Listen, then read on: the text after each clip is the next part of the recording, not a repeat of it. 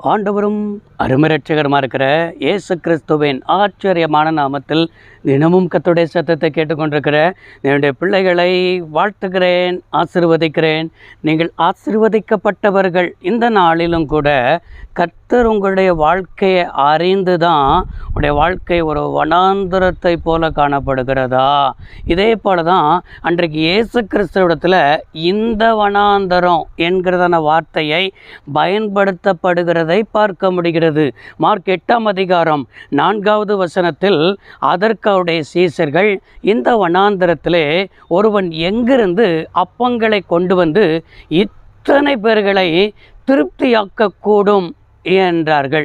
இயேசு கிறிஸ்துடைய சீசர்கள் இப்படிப்பட்ட வார்த்தையை இயேசுவிடத்தில் சொல்கிறதை பார்க்க முடிகிறது. இயேசு கிறிஸ்துடைய சீசர்கள் திரளான ஜனங்களை தான் பார்க்கிறார்களே தவிர ஆனால் இயேசுவை பார்க்கவில்லை.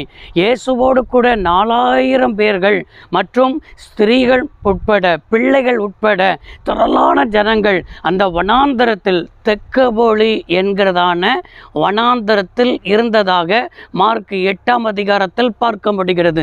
இந்த ஜனங்கள் இயேசுவோடு கூட 3 நாட்கள் என்ன செய்கிறார்கள்? தங்கியிருக்கிறார்கள். அதில் சில தூரத்திலிருந்து வந்தவர்கள் என்று இயேசு சொல்லுகிறார். இவர்களை இப்படியே அனுப்பிவிடுவோம் என்றால் இடையில போகும்போதே சோர்ந்து போவார்கள். எனவே இவர்களுக்கு ஆகாரம் கொடுக்க வேண்டும். ஆகாரம் கொடுக்க என்ன செய்வது என்று சொல்லி அவர்களை சோதிக்கும்படி அப்படிப்பட்ட வார்த்தைகளை ஆண்டவர் சீசரிடத்தில் கேட்டாலும் கூட இவர்களுக்கு எங்கிருந்து அப்பம் கொள்வது? இது வனாந்தரமாச்சே, இந்த வனாந்தரத்தில் இவர்களை எப்படி திருப்தியாக்க முடியும்? இப்படிப்பட்ட வார்த்தையை தான் சீசர்கள் இயேசுவிடத்தில் சொல்கிறதை பார்க்க முடிகிறது. எனக்கு அருமையான கர்த்தருடைய பிள்ளைகளே, இதே என்ன சொன்னால் சம்பவத்தை கூட முன்பாக, சில வாரத்திற்கு முன்பாக நம்முடைய ஆண்டவராக இருக்கிற இயேசு கிறிஸ்து 5 அப்பத்தையும் 2 மீனை வைத்து 5000 பேர்களுக்கு போஷித்து மீதம் 12 கூடையை எடுத்ததும் இந்த ஜனங்கள் கண்டார்கள். அது இஸ்ரவேல் ஜனங்களுக்கு இன்னும் சொல்ல வேண்டுமென்றால் கலிலேயா கடற்கரை அருகாமையில் அந்த அற்புதம் என்ன செய்தது? நடந்தது.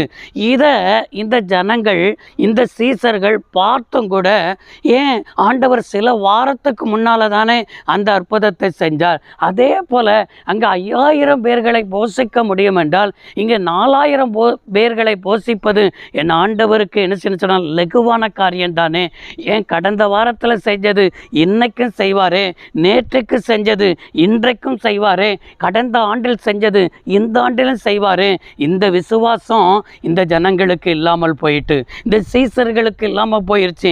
நம்முடைய வாழ்க்கையிலையும் எவ்வளவு அற்புதங்களை கர்த்தர் செய்திருக்கிறார், எவ்வளவு நன்மைகளை செய்திருக்கிறார். ஆனாலும் கூட உங்களுடைய வாழ்க்கையில் ஆண்டவர் செய்தது நன்மைகளை நினைத்து பார்க்காம சில காரியம் நடக்காதது நிமித்தம், சில வனாந்தரம்னா என்ன? காலதாமதமான சூழ்நிலை, கஷ்ட காலம், ஜபத்துக்கு பதில் வராத காலம், பலவீனமான காரியத்தில் தள்ளப்படுகிற காலம். இப்படிப்பட்ட காலம்தான் வனாந்தரத்தை என்ன செய்கிறது? குறிக்கிறது.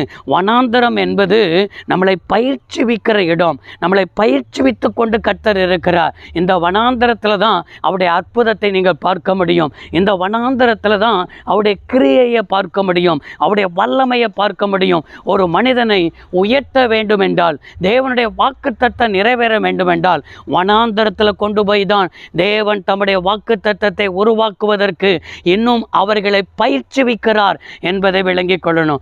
மோசேயை குறித்த தேவ திட்டம் இஸ்ரவேல் ஜனங்களை வழிநடத்தணும். அப்படி வழிநடத்த வேண்டும் என்றால் அவனை உருவாக்க வேண்டும்.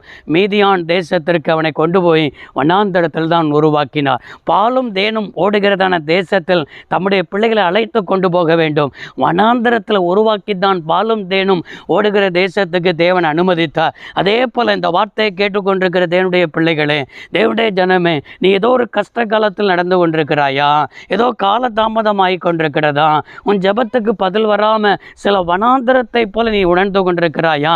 இந்த வனாந்தரமெல்லாம் உன்னை பயிற்சிவித்து கொண்டு தான் இருக்கிறார். அந்த வனாந்தரத்தில் தான் தம்முடைய பிள்ளைகளை பயிற்சிவித்தார், தம்முடைய சீசர்களை பயிற்சிவித்தார். பயிற்சிவித்தவுடைய விசுவாசத்தை வர்த்திக்க பண்ணினார். வர்த்திக்க பண்ணி மார்க் 8ஆம் அதிகாரம் 8வது வசனத்தில் அவர்கள் திருப்தியாய் என்ன செய்தன்னு சொன்னால் அவர்களுக்கு போஜனத்தை அப்பத்தை கொடுத்து மீதியான கூடை 7 கூடை மீதம் எடுக்கத்தக்கதாக அற்புதம் செய்தவர் இன்றைக்கு உங்களுக்கு செய்ய மாட்டாரா? இந்த வனாந்தரமும் உங்களுடைய வாழ்க்கையில் ஒரு செழிப்பை உண்டாக்க மாட்டாரா? தேவனிடத்தில் வாருங்கள், விசுவாசத்துக்குள் வாருங்கள், நிச்சயமாய் அற்புதம் நடக்கும். ஜெபிப்போம். சர்வ வல்லமையுள்ள தேவமே, அருமை தகப்பனே, இன்றைக்கு உடைய பிள்ளைகள் இந்த வனாந்தரம் என்று, இந்த கஷ்ட காலம், இந்த வேதனையான காலம், இன்றைக்கு தாங்க முடியாத காலம் என்று இந்த அப்படின்னு சொல்லி இதெல்லாம் உணர்ந்து கொண்டிருக்கிறார்களோ அதெல்லாம் மாறுவதாக இயேசு இரட்சக நாமத்தில் பிதாவே, ஆமென். கர்த்தர் ஆசீர்வதிப்பாராக. God bless you all.